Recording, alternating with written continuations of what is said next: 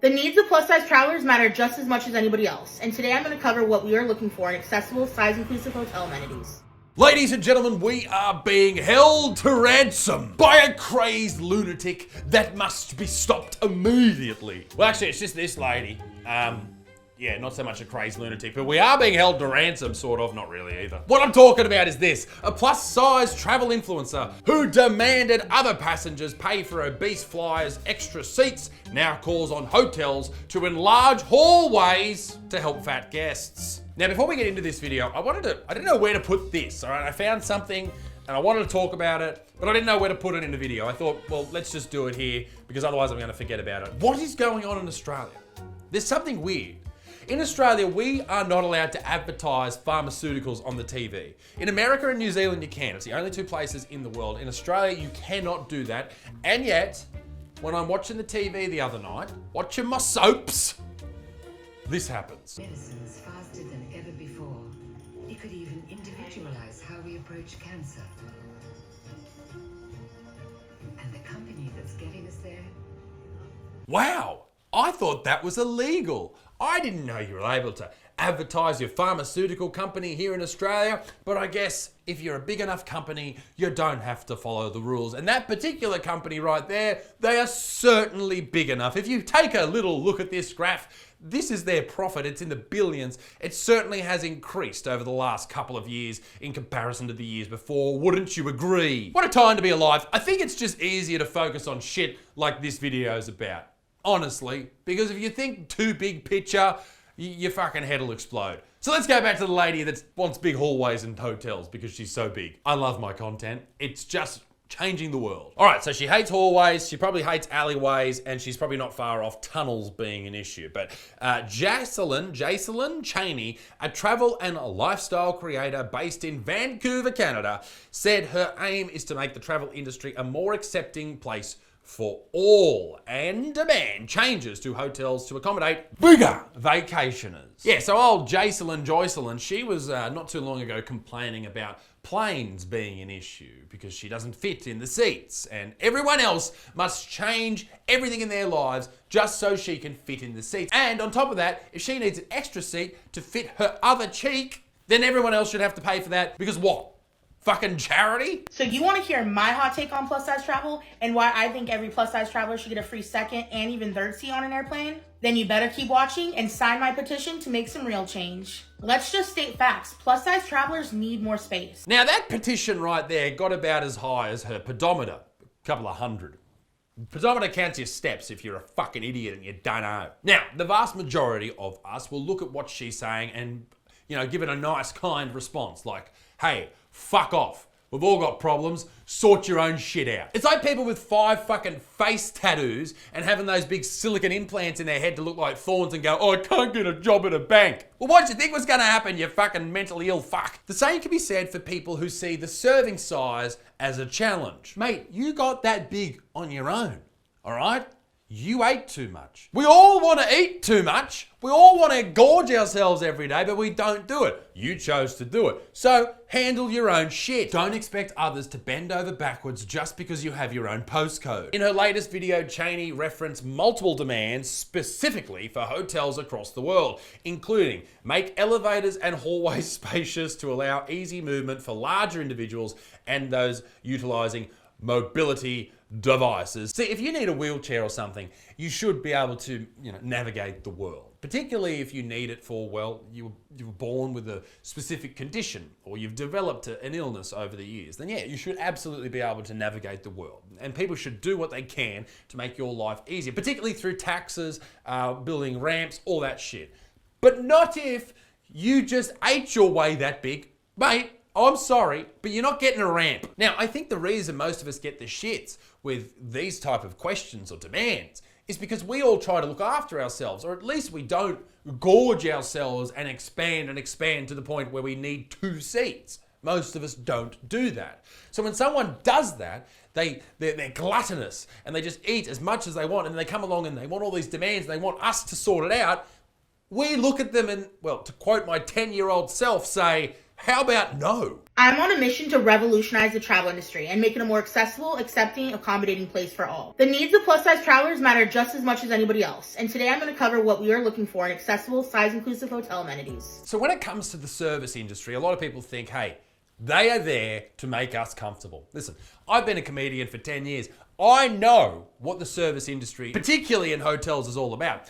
All you are when you walk into a hotel is a warm body to lay in that bed that so many other people have laid in. It is that crispy from cum, it makes me ill to think about.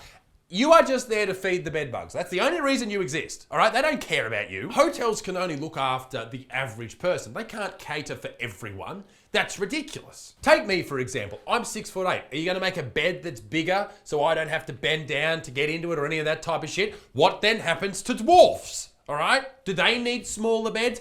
No. Pick your average person. That'll do. Good enough. Size-inclusive hotel amenities are crucial for ensuring that plus-size travelers feel welcomed, accommodated, and comfortable during their stay. We deserve an environment that respects our needs and body diversity. Oh, I fucking hate this. You don't deserve anything. You don't deserve anything. No one does. The quicker you realise that you don't deserve a thing in life, the quicker you'll be able to get on with your existence and actually do something for yourself.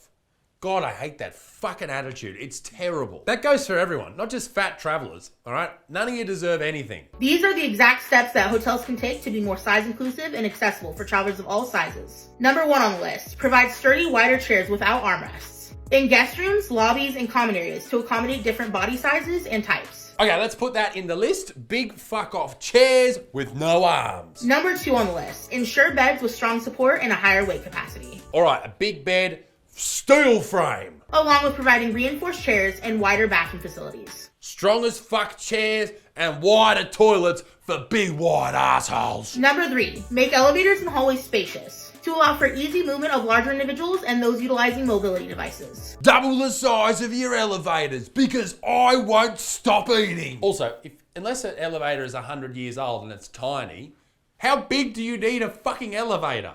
Aren't they weight rated for like 1,000 kilos? Number 4, install grab bars in showers and near toilets. That's not a bad one. You know, old people travel, pregnant people. It helps, it assists. Offer adjustable handheld shower heads and raised toilet seats for added accessibility. Shower heads for flicking the bean, I assume.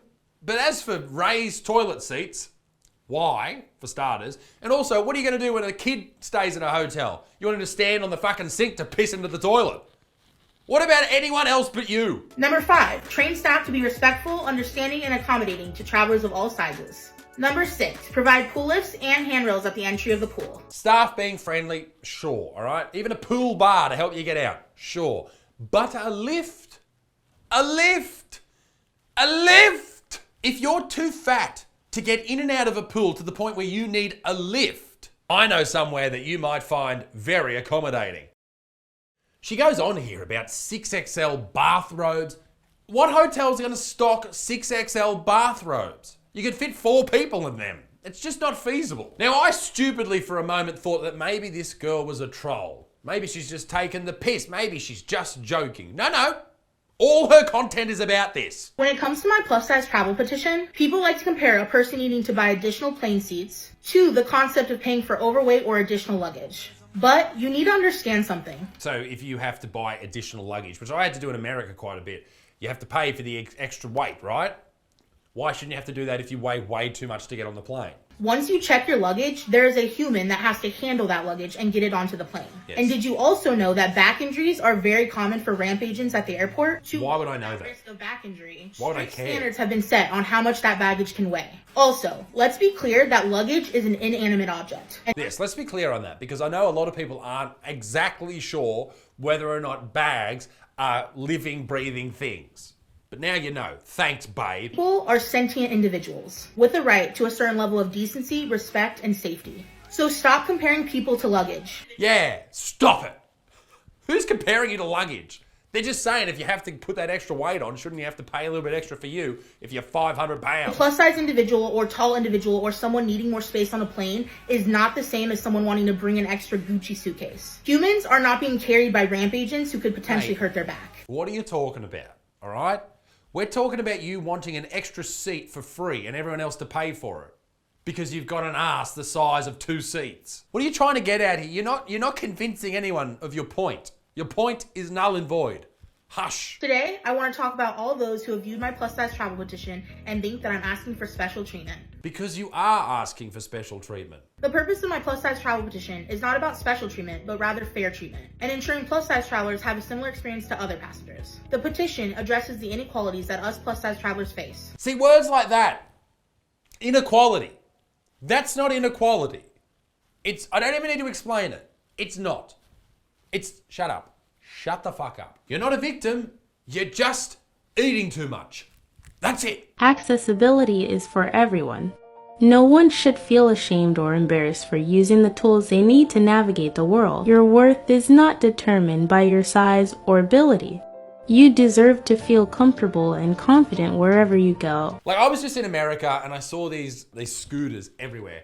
And the vast majority of people on these scooters, like maybe they had a disability I wasn't aware of, okay? And that some disabilities are invisible, like gonorrhea. But the vast majority of them were just really, really fat.